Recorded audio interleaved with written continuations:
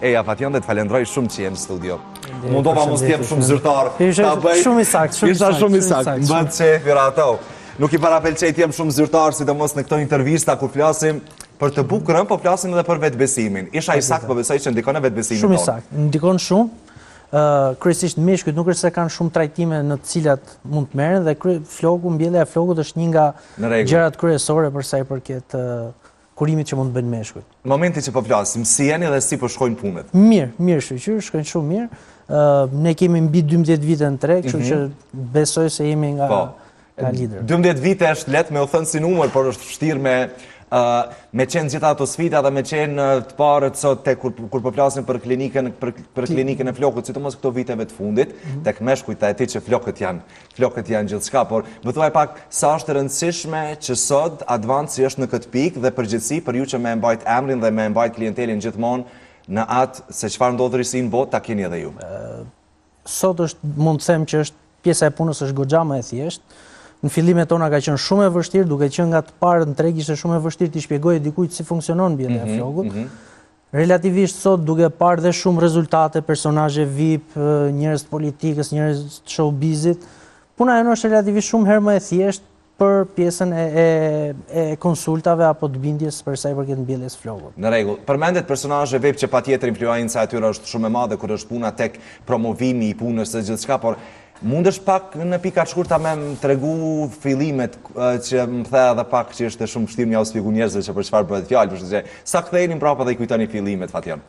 Fillimet i kujtojmë patjetër se ka qenë periudha, po themi fillimet tona kanë qenë goxha të vështira. Ne kemi filluar në Tiranë dhe në Prishtinë. Për sa i përket mbjelljes flokut, tani që jemi të shtrirë dhe në Europë është diçka më e thjeshtë relativisht, siç thash dhe më herët, fillimet ishin diçka do thoja deri diku tabu, sot është diçka më normale, përse është e kaluar ajo pjesa e tabuve, meshkujt i shef bëjnë mbjelljen e flokut, janë qarkullim, dalin, dikur ishte shumë nuk tregon. Ishte kompleks tek meshkujt nëse i mbjellin flokët, ndërsa sot nëse del me pikafi i ketë gjithë që nuk hezitojnë, po, edhe kjo është një gjë shumë e mirë. Çka mendoj që ka ndikuar më shumë që të largohet ky kompleks? Po më të rezultati, profesor. Rezultate, do me thënë, ndër vite, sa do ne kemi punuar me pjesën e personazheve, me njerëzit ndryshëm, duke parë që mbjellja e flokut ishte diçka normale që bëjnë në të gjithë botën, nuk është se është diçka që e kemi shpikur ne, absolutisht është diçka që tashmë është e tejkaluar si kompleks, po themi, apo si diçka e kompleksuar. Po, përderisa po e shohim disa ilustrime të Advancit, më thuaj pak për rastet e suksesshme që ishin. Po besoj që suksesi më i rëndësishëm për ju është feedbacku që e merrni nga klienti, kështu që më fol pak për këtë pjesë, sepse rëndësia më e madhe po besoj është aty.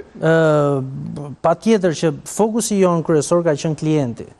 Nuk është çështja vetëm te procedura e mbjelljes, po dhe asistenca që ne ofrojmë mbas procedurës mbjelljes është shumë e rëndësishme në lidhje me mbjelljen e flokut për të pasur një rezultat maksimal. Pastaj, njerëzit vetvetiu duke parë personazhe apo njerëz ndryshëm familjar, të afërm, shok, miq që kanë bërë mbjelljen e flokut, ishte diçka shumë më e thjeshtë për sa i përket bindjes, po themi, apo të mësuarit me faktin që një mashkull mund mbjellë flokut dhe nuk ka asgjë të keqe në fund. Po, shumë e vërtet, bota po ecën shumë shpejt, shkenca dhe teknologjia po ecën informacione me shpejtësi dritës. Unë kom parë që edhe në biseda që i kemi bërë para se të hynim në studio, po dhe në ditët cilan pas ishte që ju ishit shumë gati të shikni trendet në botë, avancimin e teknologjisë në botë që të mos mëngoj asgjë këtu. Sa është e vështirë kjo që të vijë në Prishtinë dhe në Tiranë ajo se çfarë implementohet në botë, Fation? Nuk është edhe shumë e vështirë, ne marrim pjesë në për panajire, konferenca që bën lidhje me mbjelljen e flokut dhe patjetër që jemi në avangard për të sjellur të gjitha risit që kanë lidhje me mbjelljen e flokut. Kuptohet që ka shumë gjëra dhe pjesë marketingu që marketohen si diçka e re, por në fund ditës është diçka normale, thjesht modifikime, ndryshime emrash. Patjetër që jemi në avangard me teknologjitë dhe me teknikat më të fundit për sa i përket mbjelljes flokut. Në rregull. Cilat janë shërbimet ose teknikat që ofrohen sot, Fation? Momentalisht janë dy teknika, është FUI dhe DHI. Na shpjego pak për ne që se di. Atëherë, FUI ka të bëjë me është follicle unit extraction, që ka të bëjë me marrjen e rrënjës, pra mënyra se si merren rrënjët e flokut. Teknika e parë ka qenë stripi, në cilën merr një shirit lëkure nga pjesa e pasme e kokës, që është dhe zona donore. FUI-a erdhi si metodë, si diçka risi, do me thënë që nuk linte shenja, pra FUI është marrja, e thënë shqip është marrja rrëmve të flokut 1 nga 1. E kuptoj. Pa lënë shenja aty ku do merr. DI-a ka të bëjë me pjesën e vendosjes, pastaj është një teknik vendosi që është direct hair implant, për sa i përket mënyrës vendosjes. Të dyja kanë specifikat e veta dhe rastet kur mund të përdoren. Nuk mund të themi që njëra është më e mirë, njëra është më e keqe. Absolutisht. A ka të bëj prej individit se si ka flokët, apo ka të bëj prej kërkesës? Ka të bëj prej rastit. Kuptohet që ne do i përshtatemi klientit, po themi se nuk mund të quhet pacient, është klient, do i përshtatemi klientit, në bazë të kërkesave bëhet dhe metoda. Megjithatë, ne bëjmë rekomandimet tona. Për raste specifike janë metoda të caktuara që aplikohen për sa i përket Në rregull. Unë kom pa që ju bëni një trajtim shumë të veçantë të klientëve që të vinë Advance. Edhe Vesa, kur u takuam bashkë, më tha që e kemi edhe transportin që i dërgojmë në Tiranë, që t'i kryej gjitha ato, fjetë hotelin dhe pastaj të vije këtu që të akomodohet, është edhe pak çështje emocionale kjo, kur i realizon e pret një rezultat, kështu që më fol pak për këtë pjesë, sepse është një gjë shumë rëndësishme, të thënë drejtën.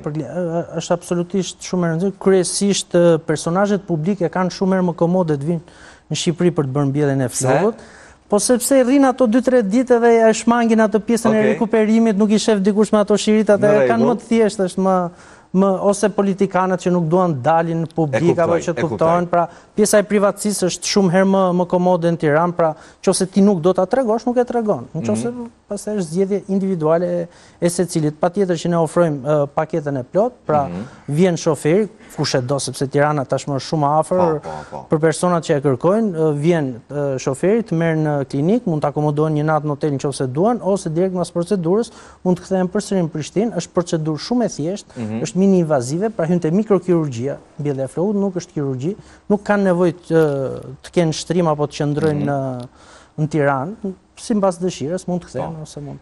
Njerëzit mbase e gjykojnë dhe paragjykojnë që mund të jetë ka dhimbje ky proces. Më fol pak për këtë pjesë mbase shumë hezitojnë që shkojnë dhe të bëhen më me vetbesim shkaku i dhimbjes. Nuk ka dhimbje, absolutisht, bëhet me anestezi lokale, pra me mpirje lokale, është e njëjta procedurë si te dentisti, do mpihet zona ku do punohet, 2-3 picëkimet nuk ndjen absolutisht asgjë. Procedura zgjat diku mesatarisht 5-6 orë dhe sigurisht që është pa dhimbje. Gjatë gjithë kohës gjithsesi do ketë dhe asistencën tonë, ka një numër telefoni, WhatsAppi që mund na dërgoj foto dhe ne asistojmë për çdo pyetje apo paqartësi që ai mund të ketë lidhje me mbjelljen e flokëve. Po, përveç mbjelljes e flokut, nuk kam parë që shërbimet janë nga më të ndryshmet, sepse varësisht prej problemeve me flok, ju i trajtoni të gjitha, apo jo? Patjetër, ka dhe trajtime që janë kundra rënies flokëve, siç është PRP-a, pra është një trajtim shumë i mirë, merret gjaku, ndahet plazma nga gjaku dhe plazma injektohet si një lloj trajtimi kundra rënies flokut, është shumë efektiv si trajtim apo si terapi. Do të thënë e parandalon rënien? Është kryesisht për mirëmbajtjen e flokut ekzistues, pra për të forcuar flokut që ti vetë ke, gjithsesi na ndihmon edhe gjatë mbjelljes për flokun e mbjellë, është një trajtim shumë efikas. Kom pa që mbjelljet e flokëve i bëjnë burrat dhe djemt, por kom pa dhe vajzat. Do më thonë, nuk është ndonjë stigmatizim këtu, sepse me sa e di stigmatizimi vihet që duhet hiqen flokët, po nuk ka nevojë gjithmonë domosdoshmërisht, ha? Tani, te femrat është pak më e komplikuar situatë. Andaj po të pyes. Si çdo gjë tjetër, edhe te rënia e flokut është më komplekse, nuk është aq e thjeshtë. A dhe këtu nuk e lën mangu? Nuk e lën mangu, dhe ideja është që te meshkujt kryesisht është alopecia androgjenetike ose trashëgimia. Kur floku ka rënë te pjesa e kurorës së kokës, është trashëgimia.